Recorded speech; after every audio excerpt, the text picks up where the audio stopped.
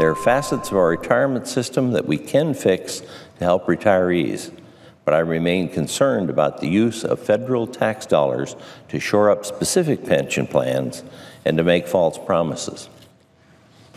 I've heard from some of my colleagues who've come to the Senate floor and speak to the troubling predicaments of specific pension plans. Many of them are currently advocating for shoring up the United Mine Workers of America pension plan, which is just one of the 1,238 union pension plans that are underfunded. I'm concerned about this for several reasons. First, if we take the steps my colleagues are advocating for with regard to the United Mine Workers, what are we going to do with the next underfunded pension plan that comes around looking for assistance? And what about the plan after that? There are hundreds of private sector pension plans in critical, endangered, or declining status throughout America today. So I'm not sure how Congress would help the United Mine Workers and not the others.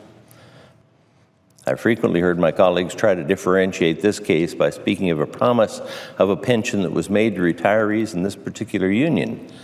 But that agreement was between the members and the union. It was not an agreement with the federal government. Second, I find it necessary to remind my colleagues that this country is $19 trillion in debt and consistently increasing our spending. We don't have the money to shore up pension plans. And to be clear, despite proponents arguing that this legislation is paid for by coal company contributions to the abandoned mine land trust, in reality, it would be paid for by the taxpayers. Lastly, I worry about the claims that we're helping all coal miners with this proposal, when in reality, the policy does absolutely nothing for miners that are not members of the United Mine Workers. According to the Bureau of Labor Statistics, nearly 11,000 workers in the coal industry have lost their jobs in the last year, largely due to this administration's policies. Yet my colleagues have proposed a bill that would help only a portion of those people, and the bill wouldn't help put those folks back to work.